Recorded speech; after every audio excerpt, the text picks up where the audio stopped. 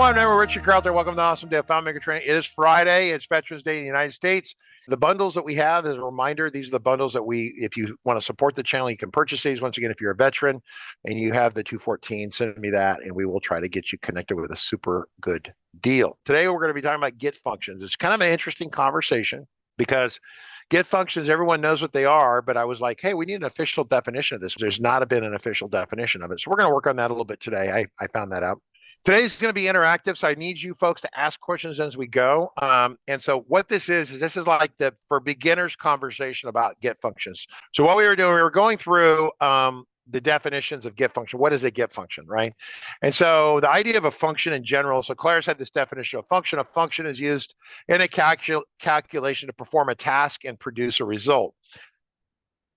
Kind of. That's really a misleading statement. I guess it could technically be correct. It'd be like if you got excessive lawyering out of the way, but generally functions, you put a little bit of data in and it goes out and finds a bit of data, or it reorganizes something, but it doesn't really perform a task and produce a result. I mean, I guess it does, strictly speaking, but normally that's what you'd think a script is. I'm going to write a script. It's going to perform a task. It's going to do some and then out comes a result, right?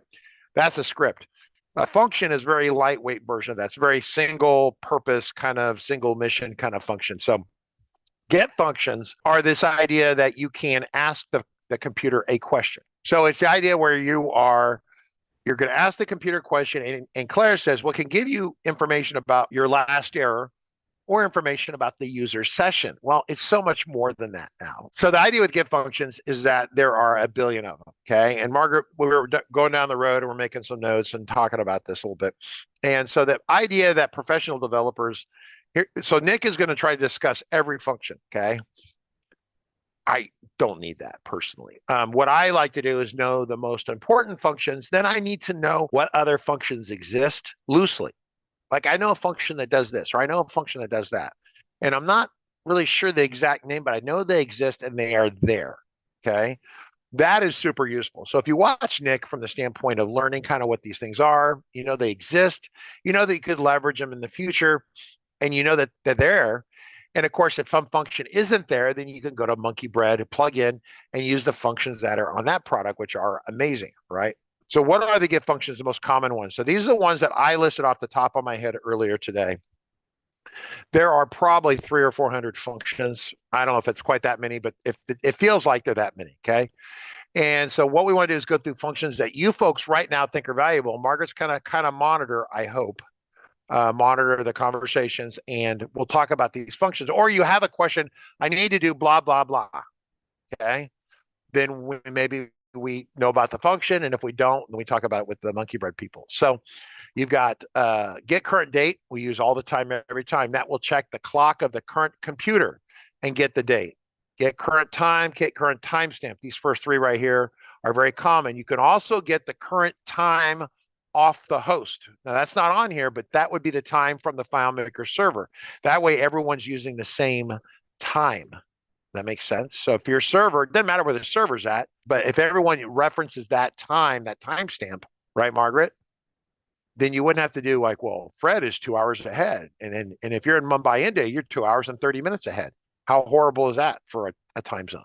Obviously created by people who don't like math, right? Because they love math and they want to do it all the time during the day. It's like, oh, I'm going to add or remove 30 from the current time to figure out what the time zone is somewhere else. So yeah, but doing the host timestamp is really interesting. That's a good one. Last error, very common one. Get found count, tells you the found records that are on the system.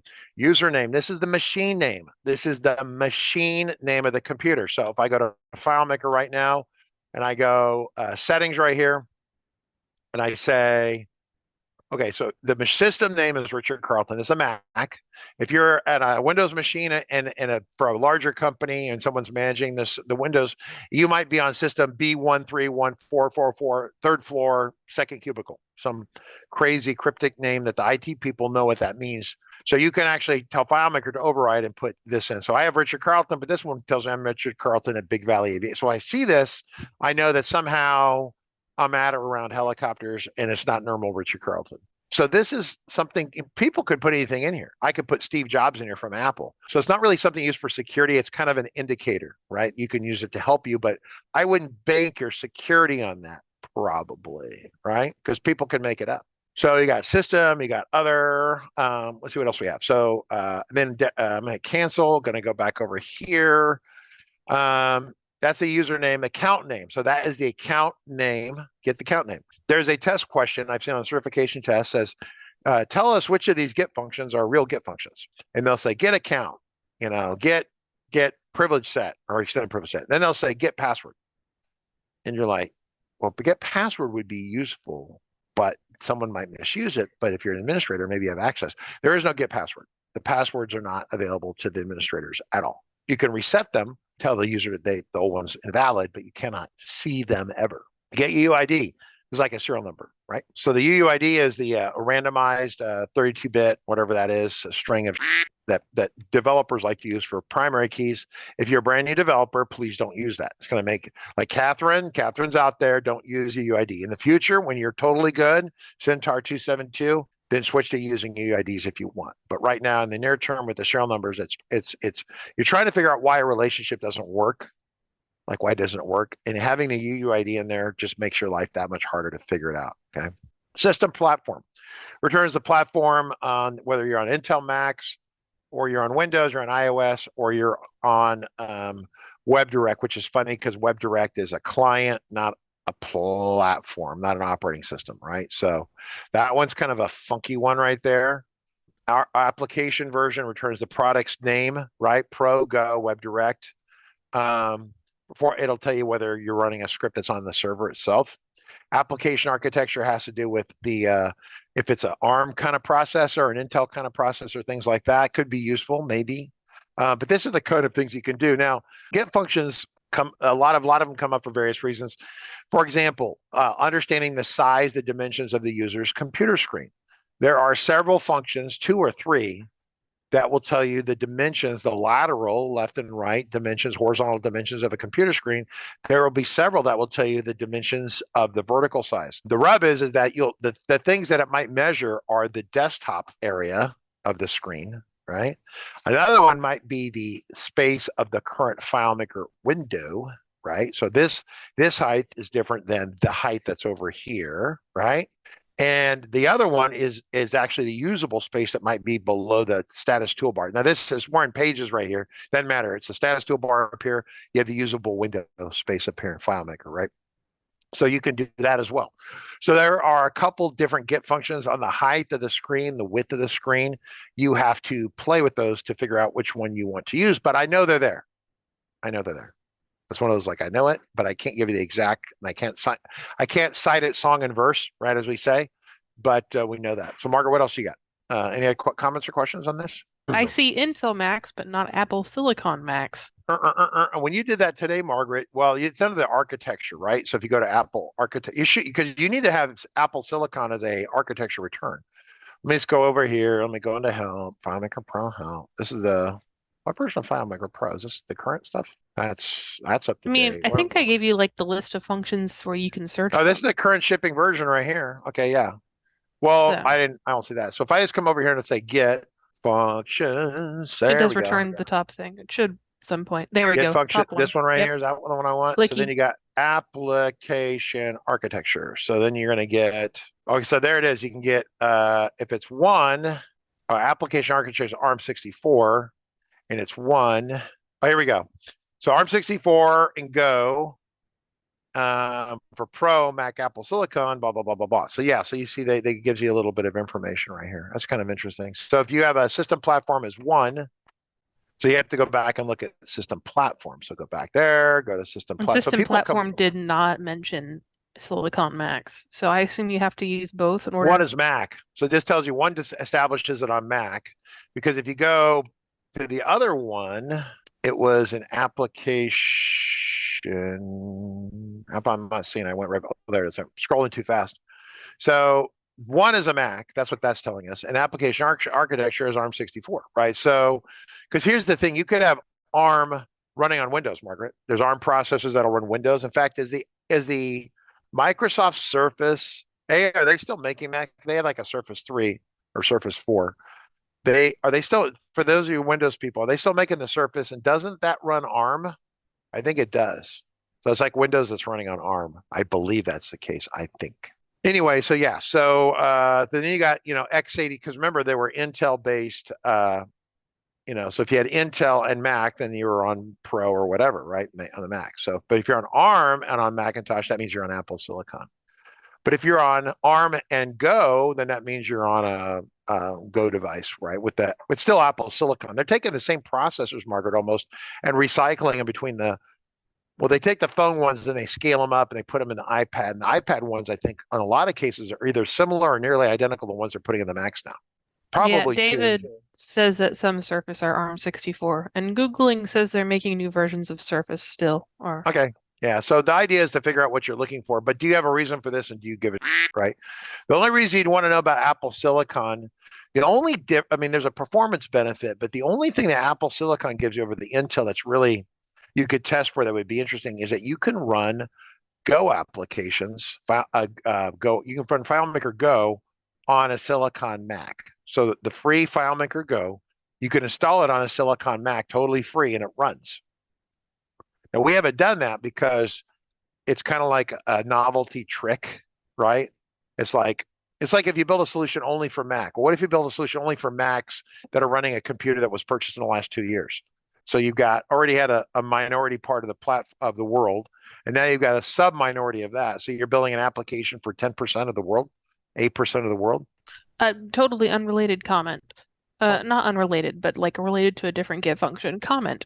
Get account name. The fact that the user can change the account name makes this information useless? Question mark. Why would you ever use that for anything? Get account name, because normally what we do is I like to, when we get in more established solutions, I don't think you can change the account name. I think you can change the password though. You can tell the password to reset, right? I don't think you can reset the person's account name. I have to check on that. But the idea is that every account name is like, I don't have like all the administrators. Well, I guess you could, but like if you have 12 people in your company, every person has their own account and it's set in concrete. It's not like the system name where they can change it. Like I was running around for a while and I had a test machine called Steve Jobs, and people were like, "Who's Steve Jobs?" Because he's not alive. And so, who is he? And I realized it was a test machine that I let was still running at the office, and someone was using it, and they were creating records created by Steve Jobs. So that can be set. It's a machine name is not set in concrete. The account name is set by you in FileMaker. So if you set it in concrete, then you have the account name, and it should be the name of the person or some sort of identifying thing. You don't want to have 12 people share the same account name and password. If you have the same, we say username, but same username password, because username is a generic term, but it's the same account name and password. If everyone shares the same one, you're just asking for trouble. You're just asking for trouble. If you have 3 people and everyone trusts each other and no one's going to cause problems in the company, I guess it's okay. But if you have 5, 10, 15 people, you want to have the individual accounts for everyone, and then have them set their own password. People saying your point about knowing that there's a get function that you can use is very important. Knowing that there's one is more important than knowing that all of them in the exact syntax. That's correct. That's correct. So, I mean, what Nick is going to do is going to go through all these, but I mean, if you folks have ones that you really like, here's the thing with get functions is that and I've yet to have anyone actually explain this to me in a meaningful way, and I've been only doing this for how long, and I think it's a subtlety within Claris engineering, and maybe I'm sure Todd Geis could explain it, but for me, it's like kind of this weird thing. So if I go into like this untitled file here, right, and I say, if I go in, I go field definitions, I go file, manage database, right, and I'm going to create I just need to create, I'm going to take I'm going to say a secret code. It's going to be a calculation called secret code. I get create. Okay. All right. So I say calculation, I say change. It says, okay, you're changing it from a text field to calculation is totally cool. Now, here's the deal. On the right, you got these get functions down here. Okay. And these all say get with parentheses on. Okay. Then there are some other get functions. Okay. You ready? So these are the get functions that are not get functions. They are like here is, like here we go, get container attribute. I would consider that a get function, but it's not really because it's get with this other stuff on here, right? Where I think it's because they have to input, like most get functions, there's no data that you input, if that makes sense, right? But these are actually get as date, your input, you're putting something in. So you're putting something in and then something comes out. Most of the get functions we're talking about before, we're not putting anything in. We're saying, go get me this, go get me this. We're not, because it's saying, go get the current person. Go, how many users are logged in the server? What's the size of the file, the current file, right? Get, but if you go with file size, get as CSS, so what you're doing is you're putting data in here, it processes it and kicks something else. I think that's probably the difference between these. But in my mind, they all start with the word get, so they're all get, okay? Get container attribute, really super useful, okay? And you can have it return a specific attribute or all the attributes, like the size of it or what kind of JPEG or PNG or PDF, whatever's in the container, movie file, right? Get height, right? Returns the height and pixel of the contents in a container. See, that's interesting, right? But you have to tell it which field you want it to do the information on, right? So get live text, that has not worked. That has sucked. Claris made that just for Macs. Once again, they made a platform-only solution. Someone thought it would be a great idea.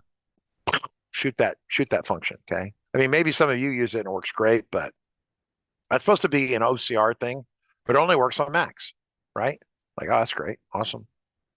Okay, get thumbnail, get width, get the repetition. This has to do with repeating fields, which are interesting. Get logical, get boolean, get field, get nth record, get summary. These are all valuable, okay? The get nth record allows you to dip into a specific depth of related records. If you have 10 related records, parent, grand, and a child, go get me the 5th child. So you tell it to go get the thing and then dip to the 5th one. Awesome. Some of these are really great, but once again, they're because they have an input on them, they don't get lopped under here under the GIF functions because it's not a GIF function. Okay, so once again, this is me training. Confusing. And then this there's is like me training, and then I have to explain to people, and I can't articulate why they're separated. I mean, they're separated because they have a data that they're a specific bit of data you're jacking into it, and then stuff comes out. All these are making assumptions about the current state of things, right? There's also like the 4 random gets that live in script workspace for some reason. Here it is. Get data file position, get file exists, get file size, get folder path. Yeah.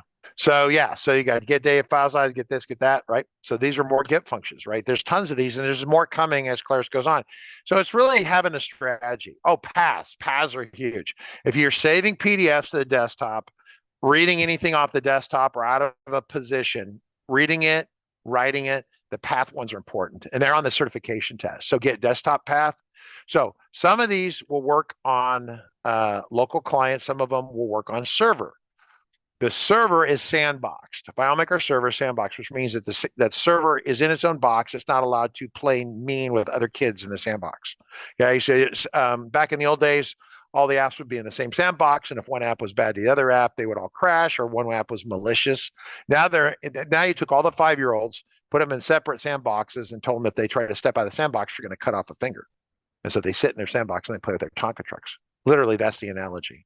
And so desktop path works on the clients or on Mac and Windows because we have access to that. But desktop path doesn't work on server because those two, Go and FileMaker server, are sandboxed. Get FileMaker path works on Pro, Mac and Windows, right? What you want is document path, get document path. That works on server. That's a test question on the certification test. And then get a temporary path. So the 2 paths that you have access to on FileMaker server, temporary path. So what is a temporary directory? Someone who's not a total expert. I want someone who's not an expert to answer, what is a temporary path?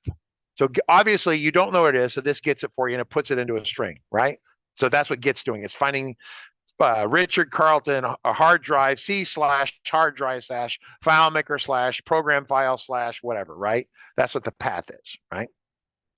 Bunch of folders, directories buried, okay? What's temporary? Margaret, you get to help me with this. Who's going to, and ding, ding, ding, we want to answer. I don't see anyone. Would you like to take a guess? As far as well, why don't we take a look at the name and you can then extrapolate from the name some temporary path implies that like there is like some sort of path that it's like a very flash in a pan sort of moment. But as far as I'm aware, if you stick a file anywhere on the computer, even if you're going to like remove it quickly, it's there. It's like that's not a temporary, it wouldn't be considered a temporary path. So Okay, so so this is like a brand new moment for a bunch of you. So temporary path is a area where you can write stuff in there. It's buried in a really abstract location. On the Mac, it's invisible unless you tell it to make it visible. It's invisible. And then as a loose rule of thumb, every time you restart the computer, it blows out that path. So it's very transient in nature. Does that make sense? I'm looking over here on the site because you're over that there. makes sense. It's Yeah. very transient in nature, right? So you follow what I'm saying? So you wrote it in there. So if you write stuff in the temporary path, a lot of developers will write stuff in there and they think it's secret. But what if someone never erases or restarts the computer? Different operating systems will go to the temporary directory and purge it, clean it out periodically. They might do it once an hour, once a day. I said on restart because back in the old days, that was the way they would work. Maybe it's once a week. It depends. Maybe it never gets done because there's a bug. But the point is the temporary path will collect, like a lot of times I say, I want to see out of a container, temporary path's a good one. This is really good for beginners. So I know we're still doing beginner stuff here. So let me discard this. I'm going to open up a database called the Chronos, which is my aviation digital document management database right here. So here's the deal with this. So as it pops open, it's going to log in. And so let's say that we want to take a look at this hovering at a ground effect chart versus maximum gross weight of the aircraft. So I'm just going to kind of clear this out. Okay, so it's in the trash. So now what I'm going to do is I'm going to tell the computer, I'm going to go to this record and I want to look at this. Now, what I do on a container, here's a container, is I don't try to read it in the container. Reading documents in container with active containers is a giant mistake. In fact, this container right here, I want to make sure it's set for non-interactive. I wonder if it's set for, go to data. Is it set for, oh, it's interactive. Yeah, we were using this for testing. I always set these to non-interactive, okay? That way it doesn't cause any performance issues. I go back to browse mode. So there's the thumbnail of the image. For me to open this, the sequence and FileMaker. So this is get function, but it's peripheral to something else. Someone says, hey, Richard, I wanna easily be able to open something in a container and see it. You have to get it out of the container and stick it somewhere. So step one is to write it out of the container somewhere onto the person's computer, then open it. So step one, write it out. Step two, open it up.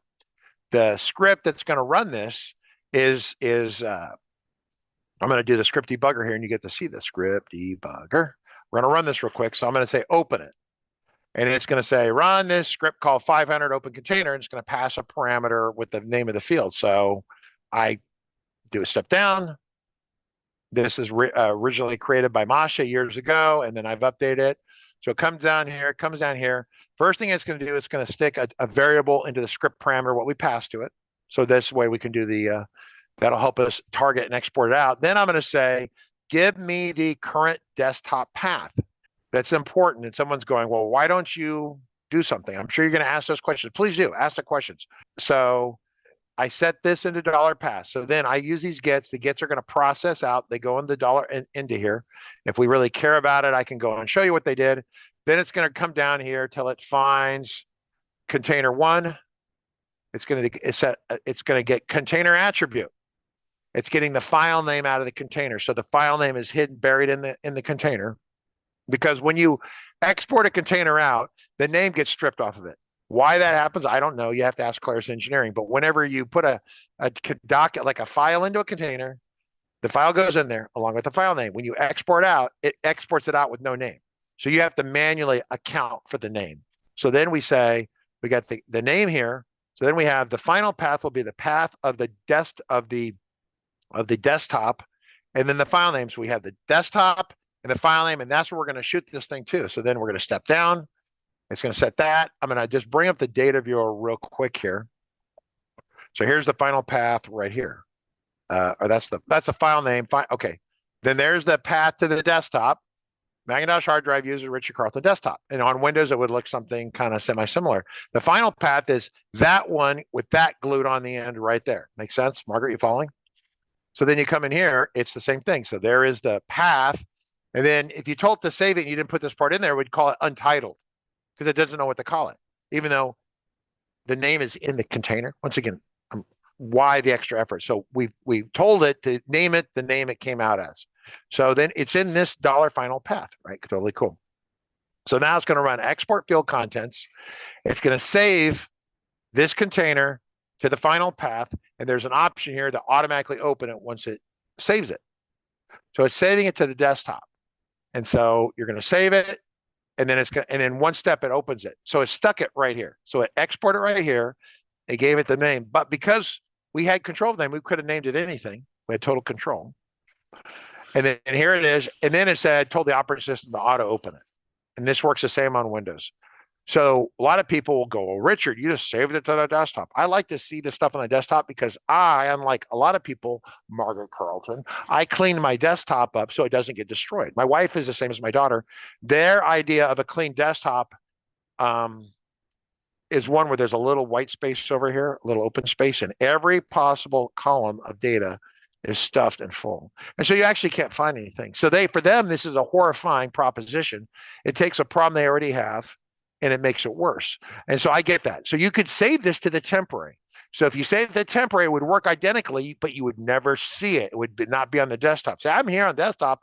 I might forward to someone. I might say, hey, I say to Dylan, how's it going, Dylan? Should I send you the file and hover and add a ground effect? And Dylan's like, yeah, send me that, because I'm trying to become a helicopter pilot, right? And so for me, it's if I need the file, I need it, or I want to look at it, to me, it's the same button. It goes to the desktop, I open it up, good, close it, and then I can send it to someone, or I throw it away. But if you're a person that has a problem throwing shit away, then you want to save the temporary path. We have actually two questions. So oh my God. Okay. I know it's big. Give me questions. Yeah. So from Centauri, is a get function? This is from earlier, so maybe we answered their question, but we're going to ask it anyway. Is a get function something that you put at the beginning of a script followed by like an if-then statement? Question mark. You could. There's no rule to it. It's when you need it. For example, so Centauri has doing a bunch of digital document management, probably. So this is my little aviation digital document management here. And down here is the size of that PDF. And so if I go to some other records over here and I flip 790, 1.2, another 1.2, 1.3, 19.3. This is a maintenance manual for the R66. And so if I kick it out, I say open, it's going to save it and then open up 19.3 worth of file. So this 19.3 came from a get function, almost guaranteed.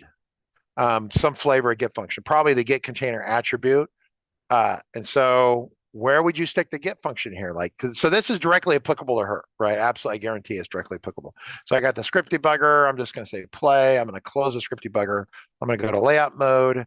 So it's called container size 1. So container size 1 is either a calculation field. In fact, we need to talk about this. It's a calculation field or it's a text field that we set into. So here's the deal with get functions.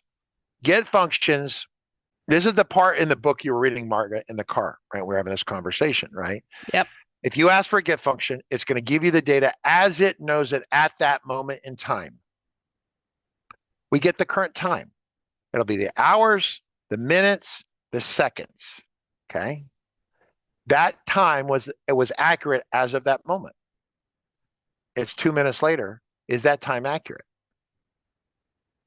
No, the time has changed. The time is changing every second.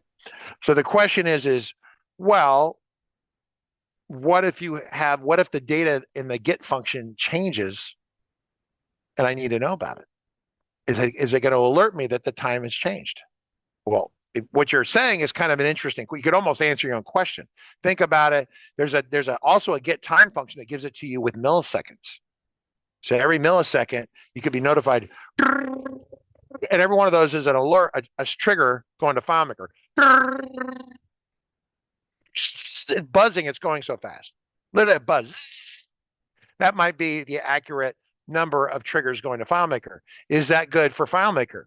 Is it good for you? Oh, FileMaker is hung up. It's trying to process every millisecond a script. Even if the script was just nothing, beep. Get functions are not clairvoyant that their data has changed. You have to go and ask for that data. So generally, as a general rule, when you put get functions somewhere, I use them in scripts all the time. but we control when the script runs. Get functions, if they're in a calculation, would go into an unstored calculation. What if it's stored? A stored calculation is great. It allows you to search on it very fast. But if you put a get function in there, like the current date or something, right? It won't refresh on its own, because get functions don't ever assume that the data changes. They're not aware of that. For them to be thinking about, oh my God, the data changed, right? They don't think that way. So normally we stick them in a script where we control it, Margaret, script where we control it, or we set it into an unstored calculation. So what is an unstored calculation, Margaret? Tell me what unstored calculation is. What's a stored calculation? When we say stored, unstored, what is that storage referring to? A stored calculation, basically, the result has run, and it was remembering the results that ran the very first time it ran, so it doesn't change. Basically, if you go to a page and you load an invoice and it subtotals, and the subtotal is a stored calculation, it won't update if you come back to the page. Yeah, I know, but okay, that's the symptom. That's the symptom, right? Of the fundamental. A stored calculation, the value is actually written to the hard drive and cooked on the hard drive along with the other data. Oh, okay. And therefore, if it's cooked there, it must be good. Why check it? Why change it? Mm-hmm. Well, normally, like say I have a calculation. So say this is the title right here. And I say, so let's just say I'm just going to call it combo text field. I don't even know if I can call it that. Let's just try this. This, by the way, this is really good right here, what we're doing. Hopefully Centauri and a couple of people are here paying attention. This is really good. So if I say, give me the title of the page and the page type, and get me, while we're at it, the current date or the current time. Okay. And I'm going to set it as text. Okay. And you don't have to really worry about that one right there, but the storage options. Get is current time. Sorry, I messed it up. Get current time. Why don't we get it in UTC in microseconds? That sounds good. That's very exciting. Okay, so we're gonna have text from that, okay? And we say storage options, not global, forget global. So this is whether the indexing and storing the results of a calculation field improves the performance of some operations like finds. It also allows relationships to work at the cost of increased size and time spent indexing, and it also at the risk of having inaccurate information. Because at the time I run this, here we go, I'm gonna hit OK. I'm gonna hit OK. And I didn't specify what it was. It's down here at the very bottom. I'm gonna go to browse mode. Boop. And where did it go? There it is down there. Maintenance book. Okay, I need to make that bigger. Should be one line. There it is. So there it is, the title, and then that is the time in micro or milliseconds, whichever one I selected. That number at the moment it was saved was already inaccurate and out of date. So if I leave and I come back, look at the last 3 digits, 762. Well, it snapped it. It was like a picture that took, like a camera, at the time it was triggered and created.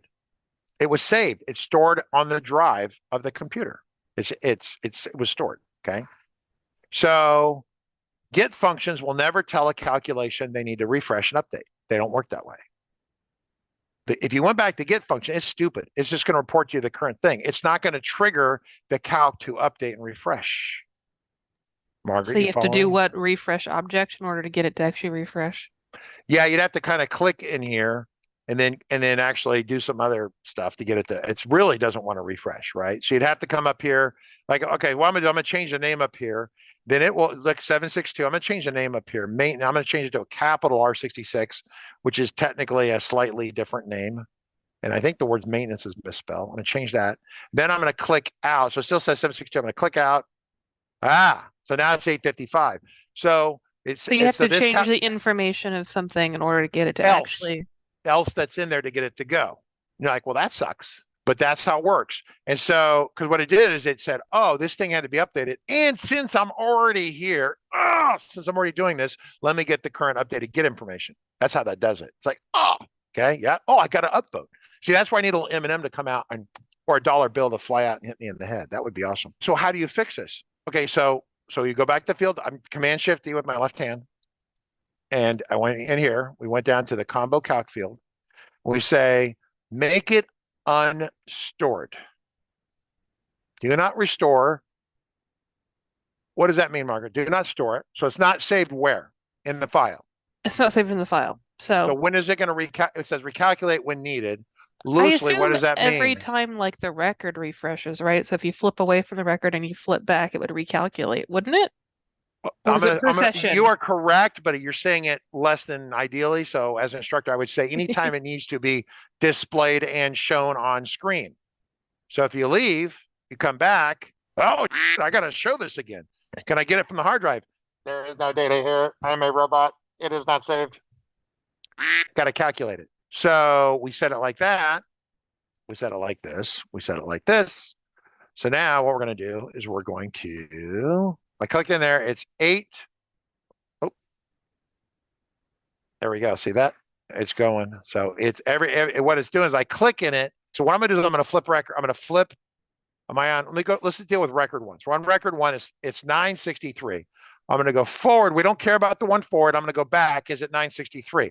No. So by us removing and redisplaying it, it's like, oh, I got to recalculate it. Okay, cool.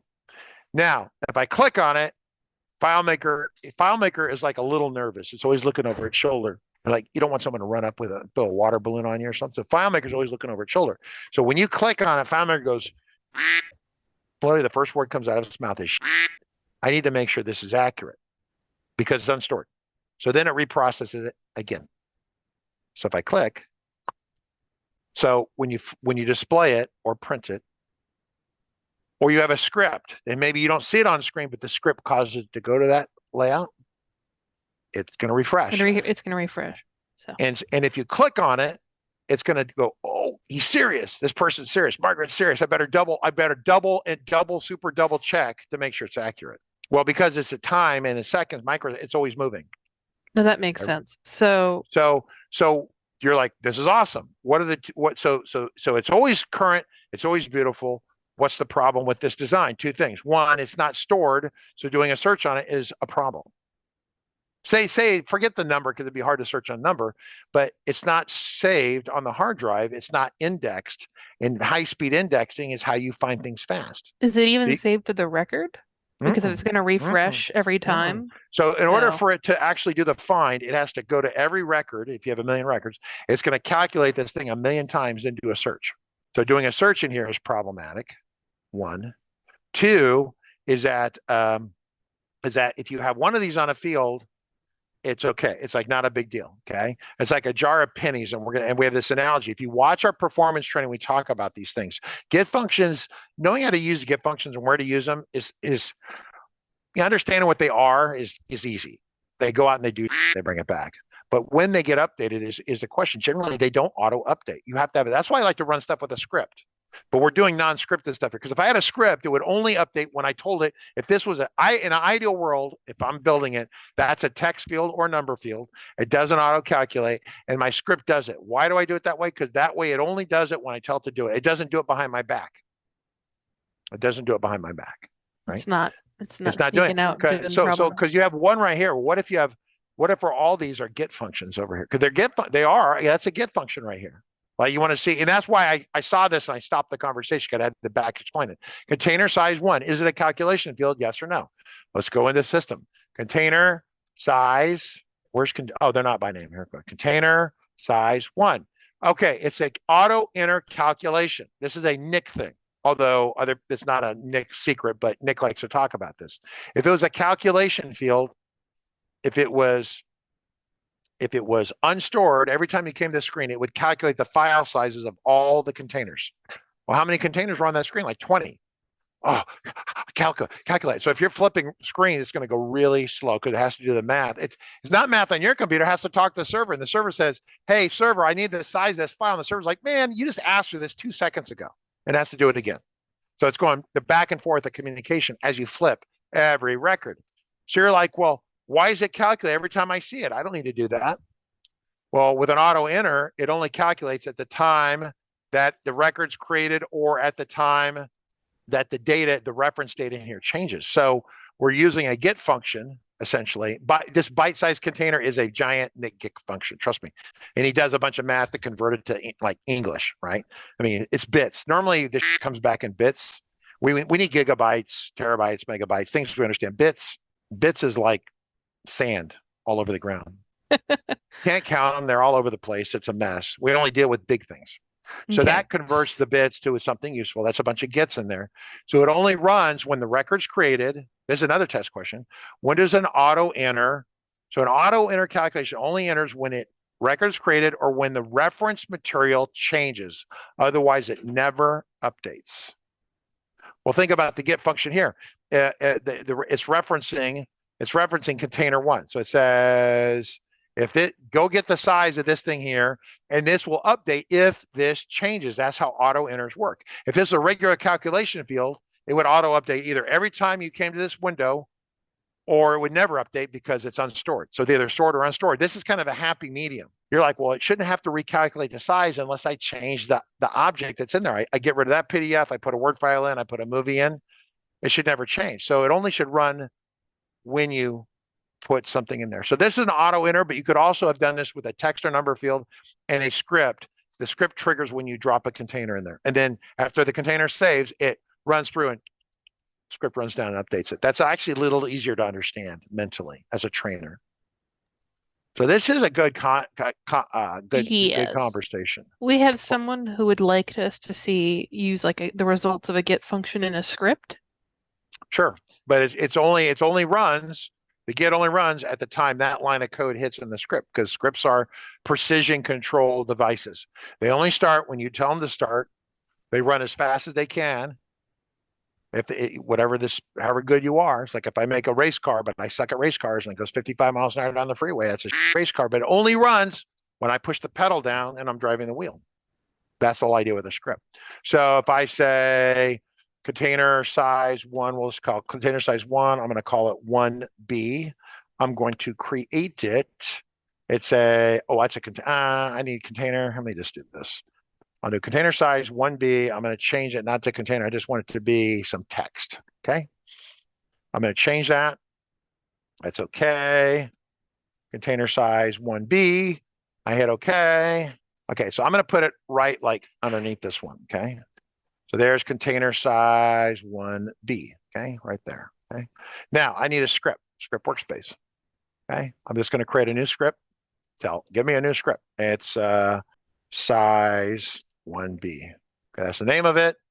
I'm going to say set field, right? Set field, that's the command.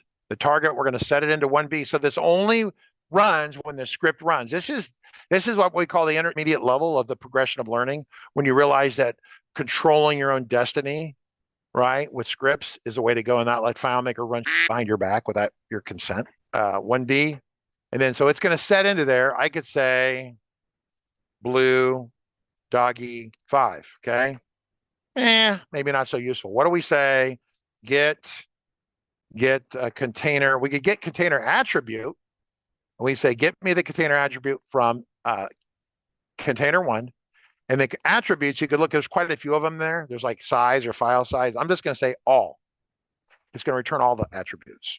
But if you only wanted the size, you could like target just the one that's size. I'll say all like that. Is all supposed to be in quotes? Thinking it should be in quotes. I'm gonna hit OK. I'm just gonna run this. So what it is, I'm gonna exit this. Here's the script. I'm gonna go to browse mode. So there it is over here. So it's right here. So it hasn't run yet. If I run it down here, I'm on this. I'm gonna save it. I'm gonna tell it to run, and something should come. It'll be a bunch of text is what it's gonna be. All the attributes of that container. It's a PDF. Where it's at. Is it encrypted? Probably a dozen different things. 1, 2, 3, run. Okay, it's a bunch of stuff. There's the external files, width, height, size, external size. I think that's in bytes. That's bits. 471. Yeah. So that's probably bits, and they do a conversion from that to kilobytes, right? Okay. And then whether it's stored internally, externally, all this stuff. So if you wanted to get just the size out of here, then you would get the size here. Then you would need to do the conversion. That's what that custom function Nick built. It turns that from a useless number into 294 kilobytes. That's like a Word file, a small Word file. Like if you're writing an essay or writing a paper or writing a white paper or doing some writing. Excel spreadsheet might be that size. That's a small file size without probably a lot of images in it. Or in this case, it's one PDF with one compressed image in it. So then that runs when it wanted to. That was a get function. Okay. Now, will this run? What if I change this to something else? What if I'm gonna move this down here so I keep it because I'm about to do some destructive, and I put this get thing, this one that me and Margaret are working on in here. It saves to the server and it triggered this update right here on this auto enter. Okay. Did this one run right here? No, it's a script. It only runs when I tell it to. So I can run it manually, or I could say on object exit or something over here, we could tell it to run that script. Yeah. There's more than one way to skin a cat. I like cats, so that's a bad analogy, but there's more than one way to, solve a problem. So if I click on here, there's already a script trigger in here. Let me see. I could right click on the object. I say script triggers. On object modify, it's going to trigger after the data containers. So it has a script that runs. In that script, we could have it drop this line of code in here. So it runs at that point. See, the technique here is a little confusing because one of my junior engineers built this, and they used a combination of scripts and also auto enters. And really, you'd run it, in my mind, write it one way or the other. So if you're trying to fix it, either go to scripts. That's why writing your code in scripts is great, because that allows you to go to one area and chase the problems. If you're using calculation fields and custom functions and layout object calculations and scripts, your code is all in like 3 or 4 places, and trying to debug it is painful. But if all you have over here are date fields, not calculating date fields, time fields, text fields, number fields, and you run it and you set it all with a script, then if you have a bug, it's in that script. It's not spread somewhere else. You can also use things like script debugger to actually fix to slowly step through. The problem is with script debugger, it will kind of pause other things, but then an auto enter fires. Script debugger is not going to come up and say, "Hey, yo, that's auto enter fired. Did you know that?" It's going to do it like a pop. You won't even know what happened. You're like, how did that get in there? Well, it's not in the script. Script didn't do it. Something else did, probably an auto calculation or something, right? So you have to kind of dig through. So if you put all the code into a script, it makes debugging easier. This is the progression of learning. It's what I keep trying to tell people. When we're brand new, we get it to work. We don't give it. I'm happy.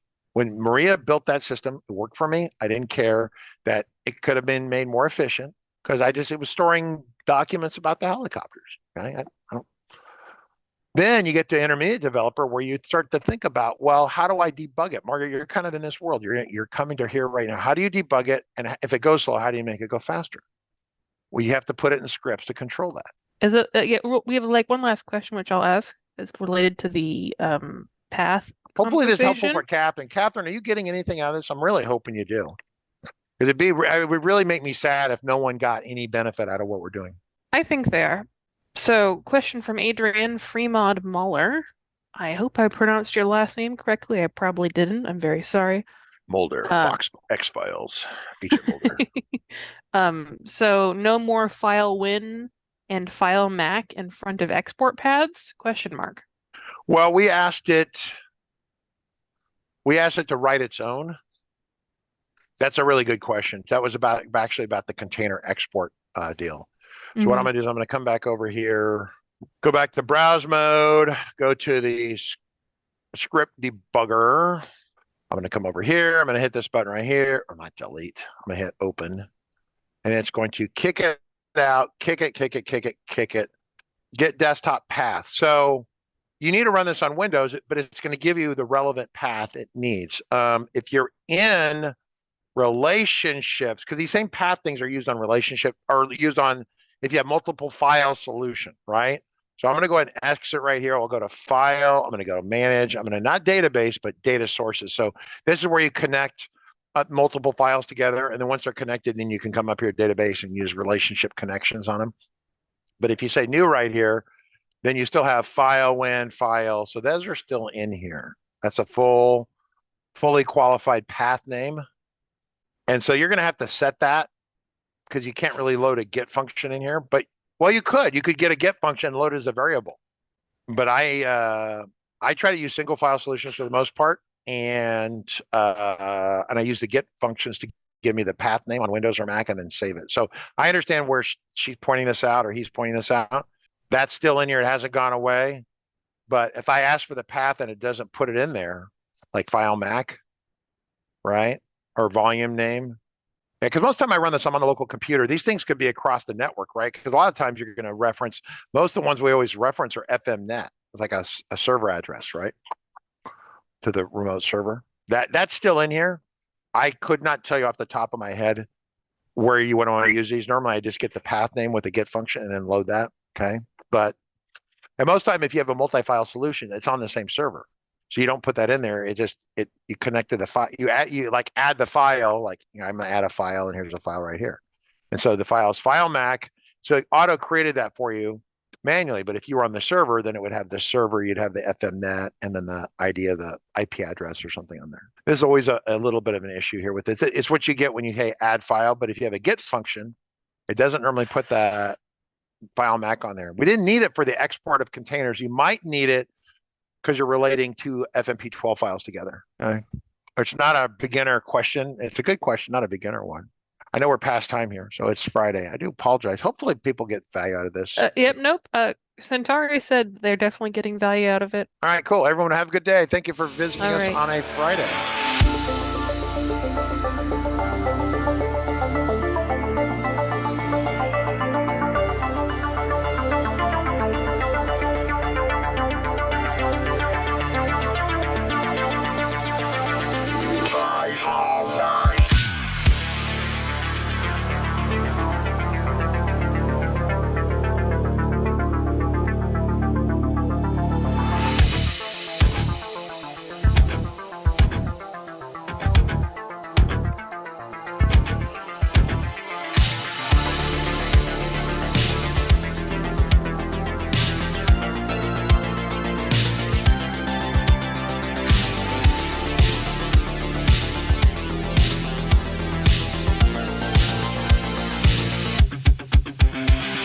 Got a report of an individual up here who may be a FileMaker license.